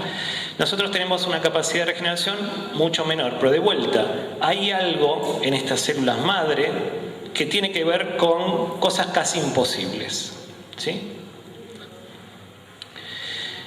Entonces, hoy por hoy, yendo a lo real, el único tratamiento aprobado utilizando células madre que pagan las obras sociales, que hace más de 40 años que salva vidas, es el trasplante de médula ósea para enfermedades de la sangre. Cualquier otra cosa, salvo una excepción que después podemos discutir, que son con células mesenquimales, un tratamiento que se aprobó hace 3 años en Canadá y Nueva Zelanda, es experimental. Eso quiere decir que hay riesgo para el paciente, ¿sí? Con células madre embrionarias hay ensayos clínicos, y hay un ensayo clínico con células pigmentarias de retina provenientes de células madre reprogramadas, que son de las que le hablé recién, en donde a una señora de 70 años que tiene todavía degeneración macular en un ojo, en los 2 ojos en realidad, se le extrajo piel, se hizo célula madre reprogramada, se hizo célula pigmentaria de retina, una monocapa de 1 centímetro cuadrado, y se le inyectó eso en uno de los ojos en el primer ensayo clínico utilizando esa tecnología en personas. Entonces vamos a ver qué es lo que se dice de células madre que está totalmente fuera del contexto real. Una de las primeras cosas son las células madre en cosmética. Entonces, si uno tiene 2.000 pesos para gastar, no compre esta crema. Esta crema, que se llama Absolute L'extrait, dice que la crema milagrosa, según esta propaganda, la crema milagrosa existe. No hay dudas de eso. Y esta crema tiene extractos de células madre de rosa. No sé si es Doña Rosa, porque las plantas tienen otro tipo de regeneración, pero no algo que nosotros llamamos, por lo menos en biomedicina, células madre. Así que, ojo con las cremitas. El otro son los compuestos de rejuvenecimiento. Esto no lo tomen, es una oferta, pero no lo tomen como tal. Esto está en internet, es un Mega Stem Cell Enhance. Está en oferta, estos son $, pero esto es un liofilizado de células madre. Sin comentarios. Esto es un poco largo de leer, así que se los voy a contar directamente. Una señora quería hacerse sacarse las arrugas alrededor de los ojos. ¿Quién quiere sacarse las arrugas? Bien. No hagan esto en sus casas. Esta señora fue a una clínica en Beverly Hills y el señor, el cirujano, le dijo: te voy a hacer un combo. Te saco las arrugas, pero también te voy a hacer una lipo, y de ahí te saco células mesenquimales y te las pongo alrededor de los ojos y vas a quedar espléndida. ¿Sí? Las células mesenquimales, como todos los biólogos saben, son células madre adultas que pueden dar más mesenquimales u otro tipo de célula. Pueden dar tejido adiposo, pueden dar hueso o pueden dar cartílago. Este señor, junto con las células madre mesenquimales, le puso una membrana de hidroxiapatita que se usa mucho en cirugía estética. ¿Sí? Entonces la señora tuvo un efecto secundario un poco imprevisto, porque cada vez que pestañeaba sentía ruidos y se escuchaba cri, cri, cri. Y no eran voces, eran sonidos concretos y correlacionaba con el pestaneo. Entonces, cada vez que pestañeaba, algo le sonaba en la cara. Fue a ver al doctor Wu, que es otro clínico, no es el que hizo las cosas mal, es otro. Ya la cara estaba hinchada, ya estaba con mucho dolor. Y el doctor Wu tuvo que abrirle y encontrar el resultado de esa combinación entre la célula mesenquimal y la membrana hidroxiapatita, que si uno lo hace en el laboratorio, da hueso. Entonces lo que sacó eran pedacitos de hueso tipo dientes que le estaban masticando la cara cada vez que pestañeaba. Esta es una historia real, no estoy inventando nada, es algo que da mucha gracia, no lamentablemente a la señora, pero esto es una advertencia para los tratamientos innovadores, se llaman, cada vez más caros, porque hay muchas aplicaciones estéticas de lipoaspiraciones, por ejemplo para reconstrucción mamaria, pero ahora se venden con células madre, porque eso vende, ¿sí? Entonces vamos a ir a las historias más trágicas, esto sí, saliendo ya de un poco la broma. Hay clínicas en todo el mundo que ofrecen tratamiento con células madre. Y esto ya tiene un nombre que es el turismo de células madre. Y esto es, por ejemplo, los tratamientos que ofrece una clínica en China, en donde con células madre médula ósea, que lo único que dan es sangre, ofrecen tratamientos para Alzheimer, para ataxia, para autismo, para síndrome de Down, para microcefalia, para toda esta lista, para caída del pelo, para West Syndrome, para toda la lista, ¿sí? Ustedes piensen en la situación de una familia que tiene un hijo en un estado desesperante, con una enfermedad terminal, totalmente deshabilitante, y le dicen: yo lo curo. Vos vení a China o andá a cualquier lado y yo lo curo. Nosotros tenemos una comisión asesora en el Ministerio de Ciencia para esto y para cualquier otro tipo de consulta sobre células madre. Hemos tenido familias que han ido, hemos estado, por ejemplo, 2 horas con las familias, y después de esas 2 horas hay familias o madres que nos han dicho: yo me voy igual, porque yo necesito hacer algo por mi hijo. Mi hijo se muere en 6 meses. Más allá de que los tratamientos, como vamos a ver ahora, lo mejor que le puede pasar es que no les haga nada. Entonces, esto es el resultado de un tratamiento con células fetales en un chiquito de 12 años que tiene ataxia telangiectasia. Esto se hizo en Ucrania y no se ve bien, de vuelta el rojo me está psicopateando, pero este chiquito con 2 donantes, o sea, 2 inyecciones de células fetales, no solamente no se curó de la ataxia, sino que desarrolló 2 tumores cerebrales que pudieron ser removidos. El chico todavía está vivo, pero sigue con la ataxia. En todo esto está la esperanza de la familia yéndose a Ucrania, pagando lo que haya que pagar y viendo cómo el hijo sufre estas consecuencias. Esta es la imagen de un riñón de un paciente que tuvo lupus nefrítica, que fue tratado dentro de un ensayo clínico, o sea, un ensayo clínico controlado con los mejores cuidados, pero es justamente la importancia del ensayo clínico, de ver cuál es el riesgo. Antes de empezar no se sabe. Uno de los riesgos fue este. Este paciente fue tratado con células madre de médula ósea, las células madre de médula ósea inyectadas directamente en el riñón provocaron una lesión angiomiograferativa que causó daño irreversible en el riñón. Después el paciente entró en falla multisistémica y falleció. Entonces, otro de los mensajes claves, no es lo mismo una célula madre de médula ósea en la médula ósea que en cualquier otra parte del cuerpo. Hay un pensamiento mágico de que como estas células son tan pluripotentes, si uno las pone en el lugar que el enfermo necesita, van a curar esa parte porque ellas saben lo que tienen que hacer. Esto está muy lejos de lo que les acabo de mostrar, de lo que sí se puede hacer en el laboratorio, pero que todavía no está llegando a la clínica. Entonces, por eso es muy importante diferenciar lo que puede llegar a haber sido una ficción que ahora es realidad y estas ficciones que quieren venderse como reales. Esta es la comisión donde está el mismo ministro de Ciencia, porque tenemos el privilegio de que el ministro de Ciencia de la Nación es un ex investigador en células madre. Este es el mail para cualquier consulta que haya, Comisión Asesora en Células Madre, minsil.gov.ar. La autoridad regulatoria en el país es el INCUCAI, del Ministerio de Salud. Hay una página web de la Sociedad Internacional que está en castellano, que podemos traducir, donde está toda la información sobre este tema y también se pueden hacer consultas porque este tema es una preocupación a nivel internacional. Y el mensaje permanente es que si hay un ensayo clínico, este tiene que ser gratuito y autorizado por el INCUCAI.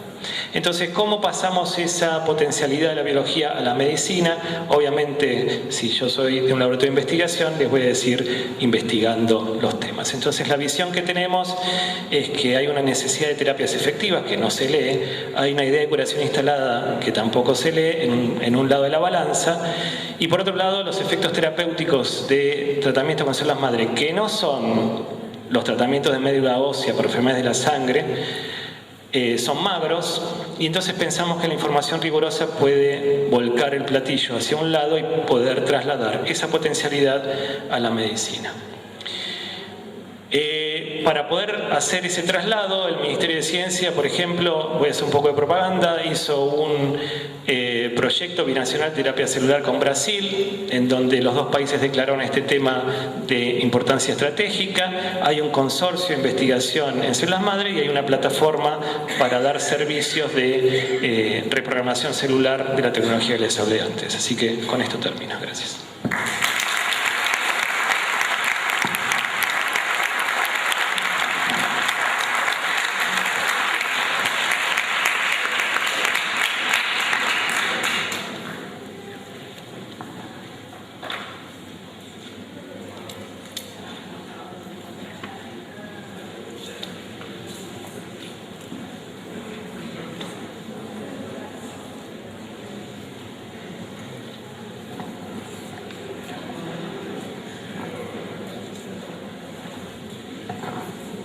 Yo sabía que esta era la parte más divertida, así que me encantó.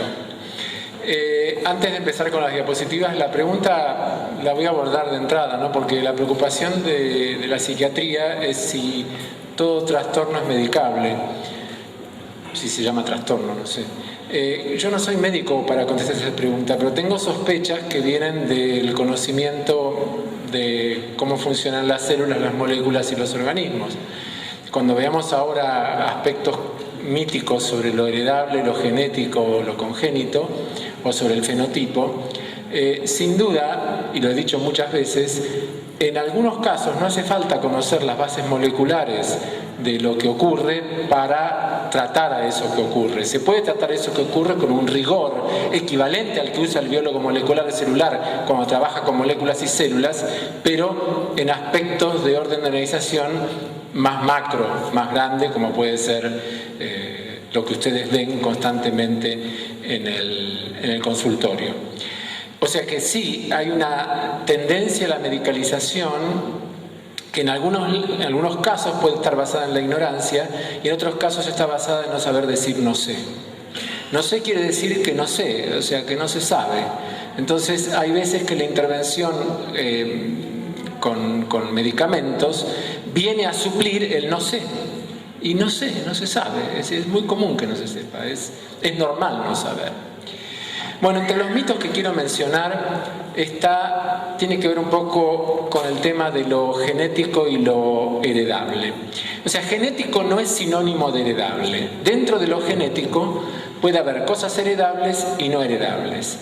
Lo genético es heredable si la mutación que causa el problema está en las células de la línea germinal, está en los espermatozoides y en el óvulo. Si no, es genético, como puede ser un melanoma, un cáncer de piel o un cáncer de hígado, pero no es necesariamente heredable. Genético es cuando hay una mutación, pero para que esa mutación se herede transgeneracionalmente, tiene que obligatoriamente estar en las gametas. Entonces, el término congénito es un término un poco confuso, pero sería todo aquello que se observa al nacimiento, y entonces dentro de lo genético que es heredable, ejemplos de genético, heredable y congénito son las clásicas enfermedades hereditarias monogénicas, como la fibrosis quística, la distrofia muscular de Duchenne, la poliquistosis renal dominante, la corea de Huntington, el Tay-Sachs, donde se conoce cuál es el gen que está involucrado, se conoce cuáles son las mutaciones que están involucradas y se sabe cómo se heredan, si de manera autosómica dominante, autosómica recesiva, ligada al sexo o restringida al sexo. Luego, entre lo no heredable, obviamente que hay cosas que se manifiestan al nacimiento y otras que no.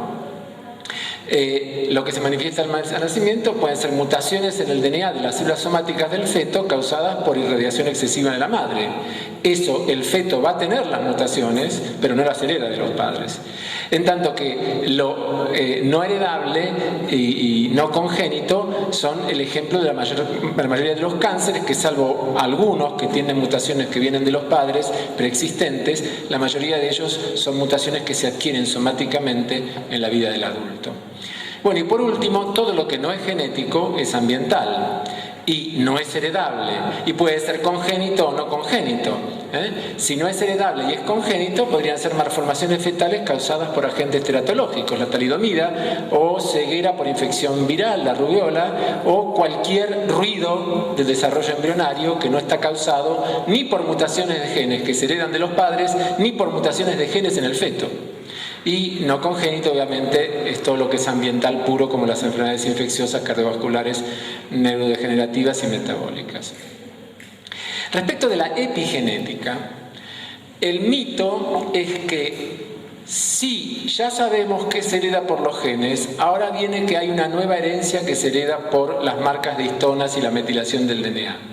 En realidad, la mayor parte en animales de esa herencia es mitótica, es decir, que ocurre de una célula a sus células hijas. Y en muy pocos casos se ha demostrado que haya heredabilidad meiótica, es decir, que haya heredabilidad transgeneracional. Si esto fuera un descubrimiento y una regla, reviviríamos la teoría de Lamarck, que es que el individuo, al experimentar cambios por acción del medio ambiente, puede llegar a transmitirlos a la descendencia. Y esto es básicamente incompatible con los mecanismos moleculares que conocemos en la forma en que se transmite tanto la herencia genética como la herencia epigenética. Por supuesto que hay experimentos recientes que hablan de sensibilidad a olores o de estrés que se puede transmitir epigenéticamente, incluso por la línea paterna, por la patrilínea. Pero esos experimentos, más allá de que no se han reproducido totalmente, corren con una desventaja absoluta. El espermatozoide, cuando se forma, hace una evicción del 90% de sus nucleosomas, esos que estaban pasando por ahí, y reemplaza las histonas por protaminas, que son proteínas que no tienen código. O sea que, ¿cómo el espermatozoide va a conservar marcas de histonas adquiridas por el cerebro del paciente que encima pasen al espermatozoide y que además pasen esa barrera biológica de deshacerse de las histonas y asociar al ADN protaminas? O sea que mucho cuidado con afirmar que algo epigenético es, por cierto, heredable transgeneracionalmente. Obviamente, los colores están mal, el fenotipo siempre es el fenotipo es cualquier cosa que no sea la secuencia de ADN. Sea el ARN, sea la proteína o sean las marcas de histonas de la epigenética, todo eso es fenotipo. y el aspecto de la morfología, la fisiología y el comportamiento. Siempre es la interrelación del genotipo con el ambiente. Cuando leemos que hay ciertos alelos o mutaciones que producen predisposición para padecer ciertas enfermedades que no son hereditarias, pero que hay una predisposición genética heredada, tenemos que tener un cierto cuidado. En primer lugar, porque si ese paper dice que hay alguna predisposición, es un fenómeno estadístico poblacional y no es un fenómeno determinista en el individuo. Puede ocurrir que eso haga que quien tenga esa mutación tenga un 10% más de probabilidades de padecer la enfermedad que quien no la tiene, pero que en realidad la probabilidad ambiental de padecer la enfermedad es un 5%, o sea que realmente no mueve el amperímetro. Pero hay otro problema al respecto, y es que aun si hubiera predisposiciones, siempre es el ambiente el que determina en qué rango se manifiesta ese genotipo, ¿no? Más que no, seleccionar sería a nivel evolutivo. Yo estoy diciendo a nivel de expresión de los genes en el individuo. El caso más típico es suponer que dos individuos que tengan el mismo genotipo van a tener el mismo fenotipo. Y ese es el caso o de los animales clonados por transferencia nuclear o de los gemelos univitelinos, como creo que eran los compañeros que estaban acá proyectando, ¿no? ¿Eran gemelos? No sé si están. Está claro que dos gemelos univitelinos tienen exactamente los mismos genes y encima tienen exactamente los mismos genes mitocondriales porque vienen del mismo óvulo de la misma madre y encima coexistieron en el mismo útero durante 9 meses y encima no solamente son contemporáneos sino que son coetáneos y encima muchas veces son criados por los mismos padres, mandados a la misma escuela, vestidos igual, a veces mandados al mismo grado y aún así son dos individuos distintos y siempre son distintos. Y voy a poner un ejemplo de una charla que di el año pasado en Bragado, en un colegio secundario, donde frente a chicos de quinto y sexto año, un auditorio un poco más chico que ustedes, estaba contando esto y pregunté si en el aula había gemelos. Se levantaron 2 chicas idénticas y dijeron sí, nosotros somos gemelas. Entonces yo pregunté, ¿y ustedes son iguales? Una me miró, la miró a ella y dijo, ella llora por cualquier cosa. Si ella llora por cualquier cosa, es que al menos la sensibilidad a llorar no debe estar en los genes. Porque si no, o las dos llorarían por cualquier cosa, o ninguna lloraría por cualquier cosa. Y para muestra, basta un montón. ¿Te gustó? Bien. Es un lindo título para un libro, ella llora por cualquier cosa. Cuando se aduce que gemelos separados al nacer y criados por distintas familias resultan tener ciertos comportamientos o destinos o predilecciones similares y se pretende asignar esas características a los genes heredados de papá y mamá, que son iguales en los dos, se olvida que esos gemelos pasaron 9 meses por el mismo útero y que no sabemos, porque es una caja negra, cuáles son los cableados neuronales que se establecieron durante esos 9 meses que pueden hacer que sus predilecciones sean iguales porque no está el control de que estén los genes. Y eso es determinismo genético que va de la mano del determinismo biológico. Y no es cuestión de pelearse con el determinismo genético por un problema ideológico, porque habrá cosas que están determinadas por los genes. La cuestión es otra. La cuestión es no decir cosas cuando no hay prueba de ello. No decir que los hijos de Bach, como siempre dijo Carlos Felipe Emanuel y el otro, Johann Christian, eran buenos músicos. No decir que ni porque heredaron los genes del papá, ni porque se identificaron psicológicamente con el papá, porque no lo sabemos. Entonces, cuando no lo sabemos, lo que hay que decir es nada. Porque hay quien dice, no, porque, ¿cómo no? Estoy seguro que es psicológico, estoy seguro que es la identificación. ¿Y por qué estás seguro? Y otros dicen, no, tienen que ser los genes. ¿Cómo no van a ser los genes? ¿Y por qué estás seguro? O sea, cuando se sabe, hablemos. Cuando no sabemos, fenotipo es igual a genotipo más ambiente. Bien, ahora voy a mitos más recientes. Uno de los mitos es que el ser humano, Homo sapiens, que surgió en este planeta hace 200.000 años, a partir de otros homínidos muy parecidos a nosotros, tiene ciertas características que le son exclusivas o únicas. Y una de ellas, por ejemplo, podría ser la distinción entre el bien y el mal. La ética, si se quiere, una cierta ética. Este libro, que es fascinante, en castellano es un libro de un investigador que trabaja en Estados Unidos, pero de origen holandés, se llama El bonobo y los 10 mandamientos. El bonobo es una de las dos especies de chimpancés. Está el chimpancé común y el chimpancé bonobo. El común es el conocido por todos ustedes, es patriarcal, agresivo, puede llegar a ser caníbal, guerrero, y el bonobo es hedonista, se comunica por el sexo tanto homosexual como heterosexual, es pacifista y es matriarcal. Eso ya nos indica que nosotros, que si estamos tan cerca de uno como de otro, no podemos justificar nuestras guerras porque los chimpancés sean guerreros, porque los bonobos no lo son. Son hippies los bonobos. Miren cómo se llama el libro en inglés. Ahora van a ver el complejo del traductor al castellano. En inglés es la misma tapa, se llama El bonobo y el ateo.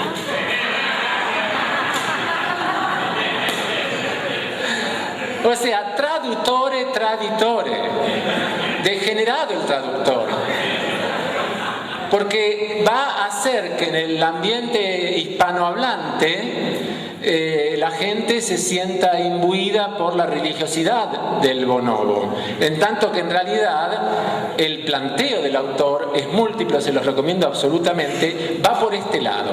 Experimentos que muestran, en primer lugar, obviamente, que la distinción del bien y el mal preexistió al surgimiento de las religiones en la especie humana y que además existe en los primates. Y no existe porque tengan de alguna manera un imprinting genético que los obliga a que esto ocurra, sino que surge de la conveniencia social de su organización social. Hay ejemplos donde en comunidades de chimpancés uno actúa de policía y trata de separar a los dos que se pelean. Los dos que se pelean, uno diría, bueno, una teoría determinista evolucionista sería que el policía siempre va a beneficiar a aquel que tenga los genes de la misma familia, porque entonces garantiza, como dicen los darwinistas sociales, van a garantizar la progenie de sus mismos alelos, sus mismos genes. Y no, el policía separa y protege al más débil, aunque el otro pertenezca a su clan, o sea, a su clan genético. Hay un montón de experimentos que indican que esto ocurre, que hay empatía, que hay vergüenza, que hay sentido de justicia.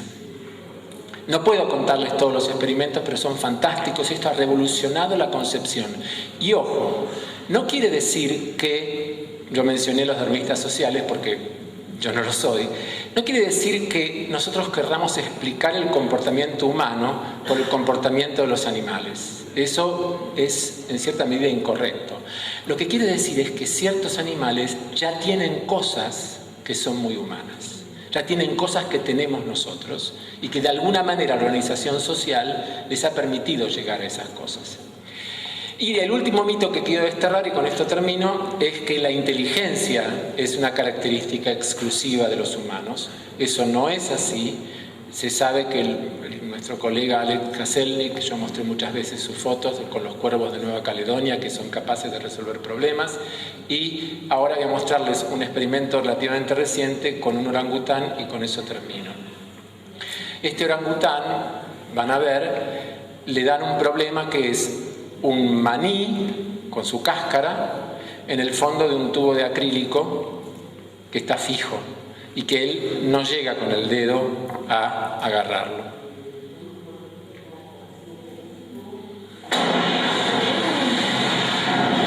Está con una cría.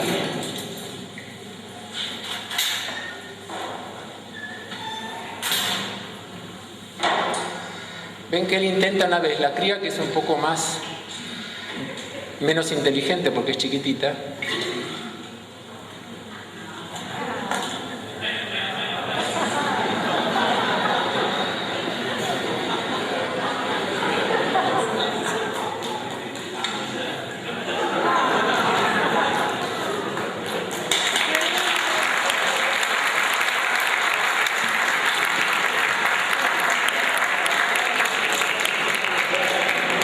inteligencia existe en la escala animal, el lenguaje articulado no. El lenguaje articulado, a pesar que los delfines lo tienen en cierta medida, a pesar de que los citácidos, los loros, lo pueden reproducir y en algunos casos los loros lo pueden generar, es casi una ventaja exclusiva. Pero es una ventaja exclusiva de los humanos en cuanto a la potencialidad, porque un niño criado por animales, un enfant sauvage, tiene la posibilidad de hablar pero no habla. Y el hablar, no solamente el contenido, sino la estructuración del lenguaje es una cosa que solo se puede aprender. Es muy probable, voy a ser un poco exagerado, es muy probable que si hubiera una catástrofe en el mundo y sobreviviera solamente una pareja, y esto va en contra de la fantasía lamarckiana, una pareja de humanos, y tuviera que regenerar la población humana, si esa pareja no sabe cómo hacer aviones, cómo hacer televisores, cómo hacer barcos, cómo generar electricidad, cómo generar calor, que no sea prendiendo fuego, esa pareja va a tener que empezar todo de vuelta. Porque todo eso que la cultura nos dio no está en nuestros genes.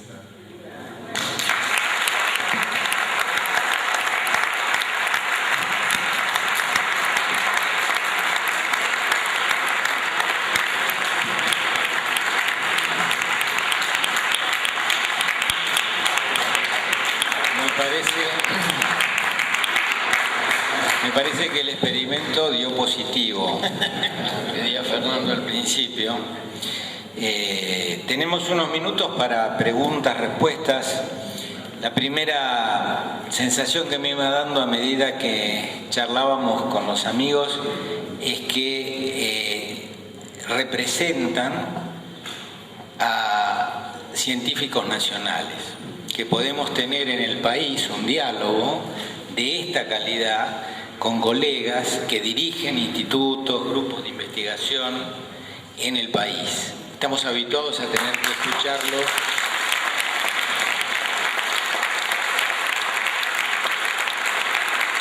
Estamos acostumbrados a tener que escucharlo en congresos internacionales.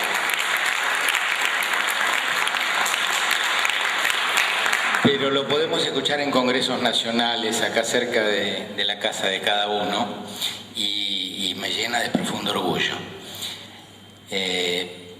Preguntas, ¿cómo es ser científico, Checa?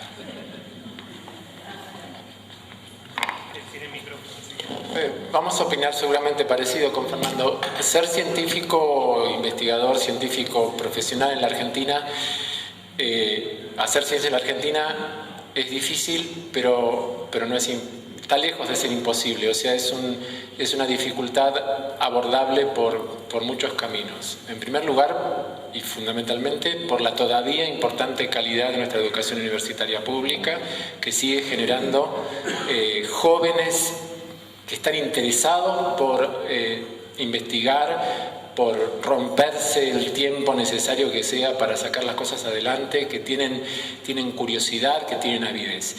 Y por supuesto porque las condiciones materiales no son condiciones imposibles. O sea, hay una situación en este momento, desde hace ya muchos años, con el Ministerio de Ciencia y Tecnología y Innovación Productiva, de un apoyo franco a la ciencia, que en algunos aspectos a veces podría ser un poco más de mayor inversión, pero Fernando mencionó a Lino, al ministro. Lino va a pasar a la historia. Si ustedes ven los edificios que se construyeron en todo el país, porque esto no es solamente en la capital federal, para las instituciones de investigación, la modernización de los edificios y solamente el plan de repatriación de jóvenes científicos, cuando ustedes vean que en la época de la Rúa se quería cerrar el CONICET, y ahora el CONICET va a tener en la calle Godoy Cruz un edificio nuevo de 10 pisos espectacular para que funcione la administración que nosotros ya en edad de casi jubilación estamos acostumbrados a ver la acumulación de carpetas y de pasillos en el viejo edificio de Rivadavia en 1917. O sea, es un antes y un después. La clave es impedir que esto desaparezca. Si alguno quisiera hacerlo desaparecer, va a haber mucha resistencia, pero bueno, esperemos que la resistencia no venga solamente de los científicos, sino también de la comunidad médica.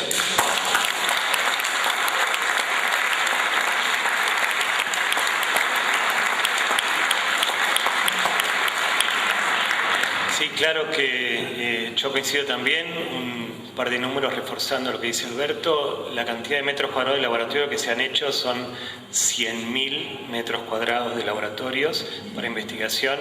La cantidad de repatriados en un plantel que no supera los 10.000 investigadores y personal de apoyo en Argentina ha sido más de 1.000, cuando siempre teníamos el doble de investigadores afuera del país mirando cómo los de Argentina estaban trabajando en un ambiente donde o nos invitaban a lavar los platos o la imagen del investigador era juntar las monedas para el colectivo para poder ir al laboratorio donde no tenía recursos para trabajar.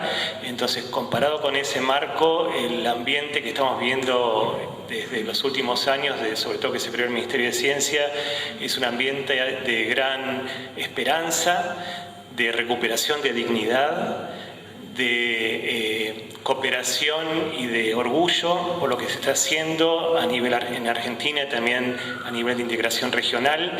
Y entonces la mayoría de los colegas nos levantamos a la mañana pensando que ese día va a ser bueno. Es algo que el pesimismo tradicional del investigador, junto a su crítica permanente de la realidad para realmente preguntarse si eso es real o no, normalmente no lo permitía. Así que es un tiempo básicamente de alegría que espero que pueda ser acompañado también a partir del año que viene. Bueno, preguntas. Hay una pregunta. ¿Quién más tiene algún comentario o pregunta que hacer? Doctor Collazo. Bueno. Sí, bueno, felicitaciones. Bueno, mi nombre es Néstor Eisenstein y quería hacer un comentario porque en realidad, digamos, soy bastante nacionalista, pero voy a traer un término de Donald Winnicott, el ambiente facilitador. Porque Donald Winnicott habló del verdadero self y del falso self. Habló de la salud y de la enfermedad.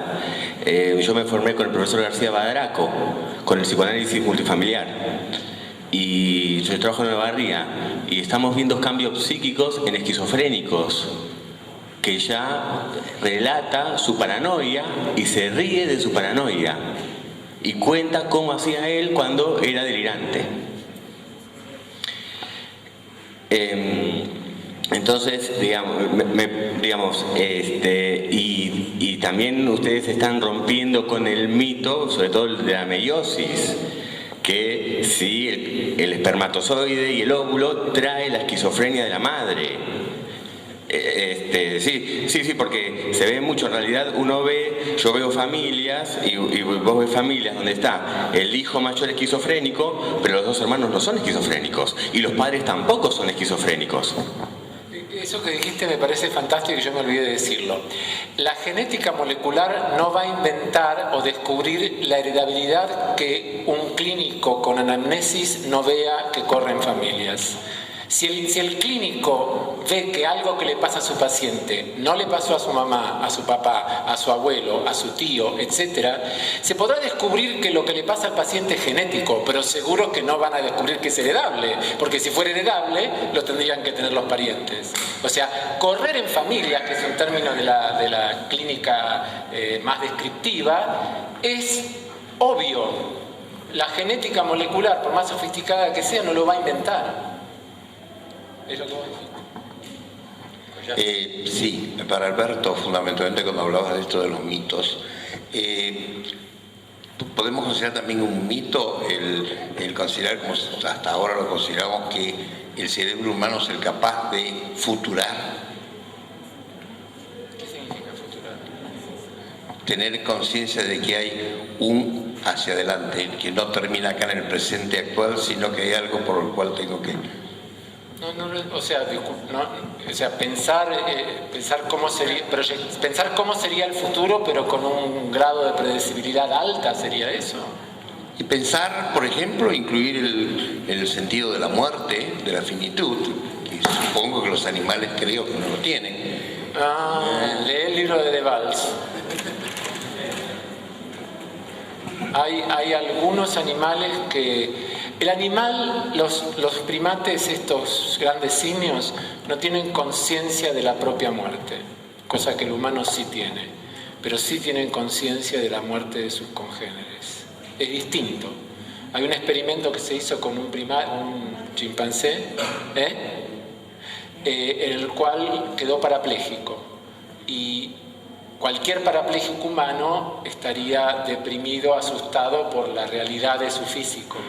En la cabeza del chimpancé, que seguía moviéndose, era tan jodón como siempre. No tenía ningún registro de que había peligro en la condición que tenía.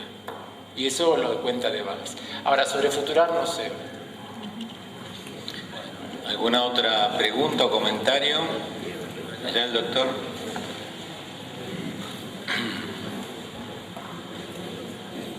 Gracias. Yo quería nada más agradecerles el subrayado que hicieron al final sobre las condiciones de trabajo que están teniendo estos últimos años. Desde la salud mental me parece re importante también que tengamos en cuenta que una cosa es una cosa y otra cosa es otra cosa y que no todo es lo mismo. Así que yo les agradezco este subrayado, que no todo el mundo lo hace, me parece ético, me parece que conecta con esto que es necesario, de que tengamos en cuenta la historicidad y que seamos responsables de lo que sabemos que ocurrió y de lo que estamos generando que ocurra, así que gracias por eso también. Gracias. Me parece que tenemos que cerrar, es la hora. Hay una intervención ahí del doctor todavía. Sí, me quedé pensando en lo que dijo el doctor Pitozzi con respecto a no tanto optimismo con la aplicación, pero así como en el laboratorio se ha podido ir logrando técnicamente que las células madres se diferencien hacia la célula que se quiere y se necesita, si se siguiera avanzando y pudiéramos lograr ese mismo encaminar la célula dentro del cuerpo humano, se podría llegar a utilizar. Lo que nos faltaría sería avanzar en los pasos, ¿sí?, para poder lograr lo que se logra afuera dentro del organismo. No sería tan descabellado. ¿Qué opina? No, si yo no creyera que podemos desarrollar terapias en el laboratorio, lo cierro mañana. Así que la esperanza nuestra, de todo nuestro grupo, de todo el Consorcio de Investigación de Argentina, de todos los grupos que trabajamos en esto, es que realmente esto termine en algún tipo de tratamiento novedoso o, a partir del estudio de enfermedades, conseguir tratamientos nuevos farmacológicos, no solamente celulares, sino usar las células para investigar y conseguir nuevos tratamientos farmacológicos. Así que esa es la zanahoria que nos alimenta, la motivación y la curiosidad todo el tiempo, todos los días, con la mira de tratar de disminuir el sufrimiento de los pacientes que lo están padeciendo. Así que para mí yo hace 5 años era mucho más cauto, pero no, si vieron la fecha de la publicación de Yamanaka, eso fue en el 2007 con células humanas. 8 años después ya está el primer ensayo clínico con esa tecnología en el ojo de una persona. Entonces, si me dicen, como siempre preguntan, bueno, ¿y cuánto falta? La verdad que no sé cuánto falta, pero yo tengo una esperanza de que voy a poder ver que esto sea una realidad clínica en el transcurso de mi vida. Muchas gracias. Bien, bueno, cerraría con una propuesta a hacerle al comité organizador del Congreso de APSA, y es que mantengamos el espacio de interfase entre la investigación en ciencia básica y clínica psiquiátrica como un espacio regular en nuestros congresos, porque me parece que esto ha sido maravilloso. Muchas gracias a los invitados.